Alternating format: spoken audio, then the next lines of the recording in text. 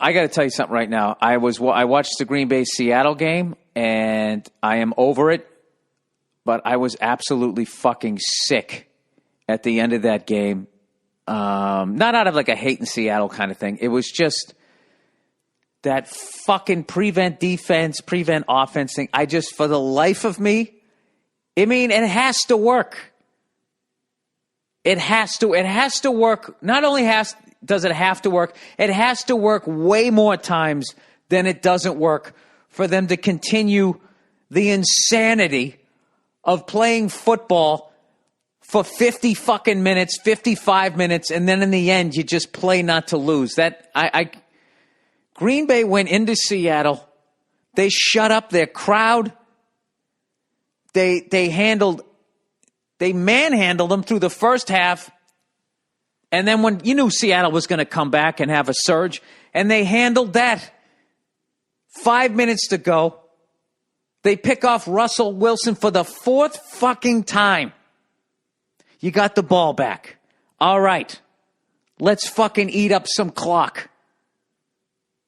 What do? They run the ball into the ass of their center 3 fucking times and then punt it. I don't even think they took a minute off the clock. The whole game. You got Aaron Rodgers as a quarterback. Does he all of a sudden not know how to throw a fucking ball? This guy's a Super Bowl champion. Do you think he's fucking nervous? The whole game you're playing to win, and then in the end, it was fucking unbelievable. I can't imagine what it'd be like playing for the fucking Packers.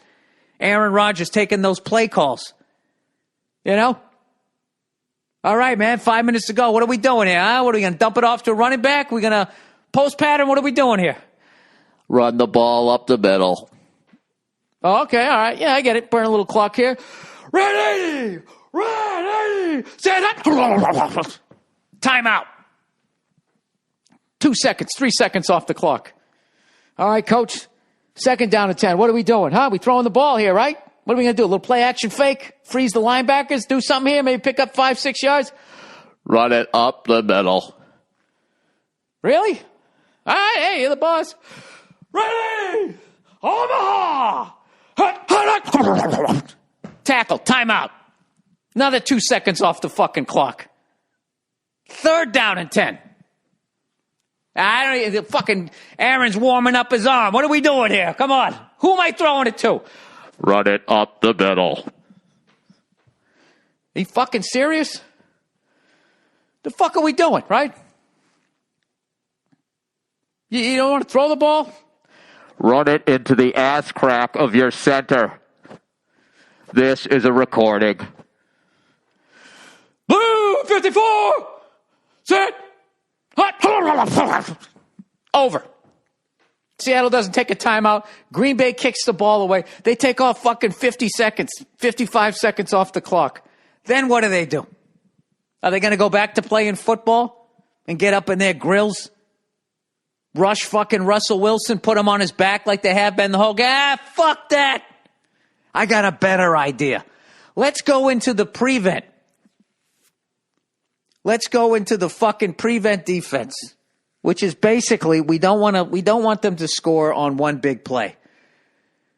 We'll protect the sidelines. We'll give them the middle in 15 to 20-yard chunks while they burn the clock or burn their timeouts. That's the philosophy. So basically, you don't give it up on one play. You give it up on 6 plays. And you make every quarterback who's ever faced a prevent defense immediately looked how Joe Montana or John Elway or Roger Staubach used to look when in the final 2 minutes of the game when they actually played fucking defense, as far as I remember. So Seattle goes right. You know what? And I am literally, where's my phone? I fucking was texting Paul Verzi. You want to hear my tweets during the end of this fucking game? All right, here we go. Let me scroll. Oh, Jesus, they're coming in chunks. Let's see here. All right, this is me after I watched them run the ball into the ass of their fucking center 3 plays in a row and then punted. All capitals. What a fucking waste of a possession. They are now going to ruin it. Oh, now that I think they still had one more run to go. They are now going to run it. Seattle's just going to take a timeout. Fucking 8 seconds off the clock. Now they've kicked the ball. I write, what was the strategy there? Get the other team to use all their timeouts? They aren't even going to burn a minute off the clock on 4 fucking plays. Paul writes back, I know. Now Seattle has the ball, and I text, they are literally they're going to give this team a touchdown just so they can burn off time from the clock. I can't tell if that is good coaching or it is done by the league to give every game possible a dramatic ending. This is when I'm sitting there going, I'm a comedian. What the fuck do I know about prevent defense? All I know is a fan watching. Now, obviously, they scored. I wrote fucking joke.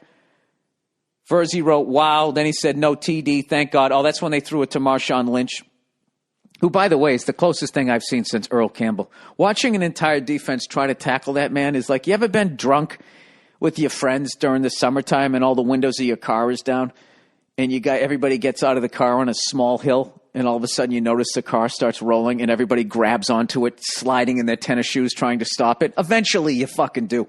That's what it's like watching a defense try and stop Marshawn Lynch. It's fucking amazing. Then I go, every fucking game, Paul, every fucking game, that stupid strategy makes every team look like the 49ers in 1989. Okay, now Green Bay, okay, you don't want to read all this whole fucking thing. It's just basically, I'll read you excerpts. It's the dumbest fucking strategy I've ever seen in my life. Green Bay Packers deserve this. Their fans don't. Then in the end, travesty. And Verzi said the problem was they got field goals instead of touchdowns. There's nothing wrong with that if you're playing against a defense, I feel, as good as Seattle's. You got to take what they're going to give you. All right? You kicked the field goals, and then your defense was answering the call. They answered the bell, whatever the fucking cliche is, and you had the fucking game won. Green Bay had the ball back. They had the ball. They had their fucking destiny in their hands. Go for a first down. If they got 2 first downs, 3 first downs, that fucking game is over. All right, sorry, I'm back. I actually knocked my recorder off. I was saying I'm so fucking old that when I see people who run like me, how bad I run, they've played 17 years of quarterback and blew out an ACL. Anyway, so at the end of the game, watching them lose that game the way they did.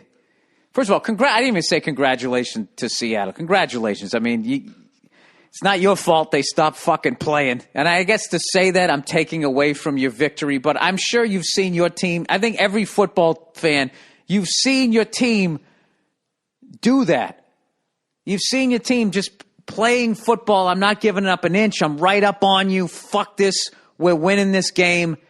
And then you go to this whole like, well, I'll give you we'll give you 10 yards, 15 yards, but that's it. I mean, it's just the exact, I don't know, the mentality of it. I don't understand it. It makes, you know what it is about the prevent defense? No game is out of reach. You have to be like fucking up 21 points. But if it's below 20, all of a sudden within 5 minutes, if you're going to play that way, it just seems like everything all of a sudden is in reach. And then the announcer's like, dramatic turn of who ever thought what? When you start playing 20 yards off a guy? When you stop calling any imaginative plays on offense? And even Troy Aikman on the third time was going like, I got to feel like they're going to run it here and keep it on the ground. It's like everybody knew it. When you got 2 stand-up comedians texting what the Green Bay Packers are going to do next, that's probably not a good sign as far as if you're going to try and win a fucking game. Dude, I was so upset because I felt like I'm not looking past the Colts either. I know obviously anything can happen, but if we were going to go to the Super Bowl, I got to think that for whatever reason we matched up better with Green Bay. I just feel that the fact that we get, for the most part, no pressure on the quarterback, and you got Russell who's so mobile, that would present a problem.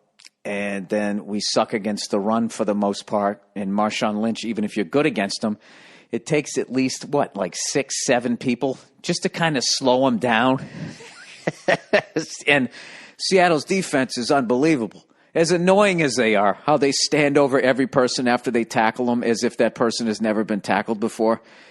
And as annoying as all those bandwagon fans are, which was hilarious to see them locked out. You know, nobody who was at the Kingdome back in the day left that game.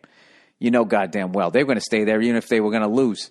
They would have sat there and they would have cried like a real fan and then walked out to your car with your head down. Well, it was always next year, right? I have a tremendous amount of respect for that organization. I mean, it's obviously the team that they put together is incredible. But I would like to win the Super Bowl, so I would like to give my team the greatest chance. So that was not the damn team that I wanted to play.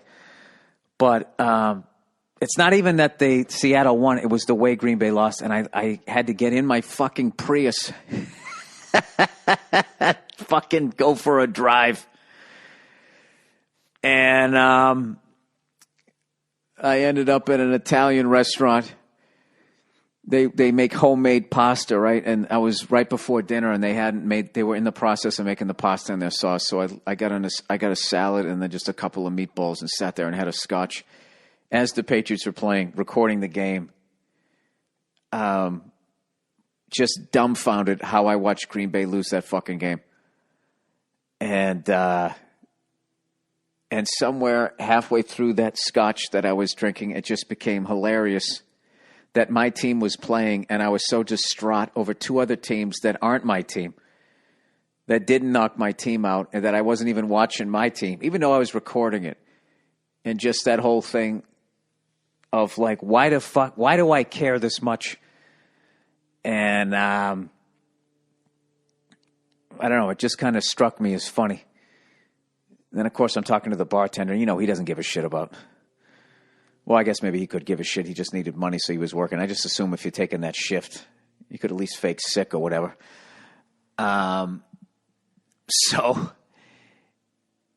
Anyways, Jesus Christ. 2 weeks in a row. At least it wasn't a bad call, man, but what the fuck? What the fuck? Anyways, this is the Monday Morning Podcast. I don't have any questions or anything this week. How far into this? I don't even know how many fucking minutes I'm into this because I didn't look at the first one.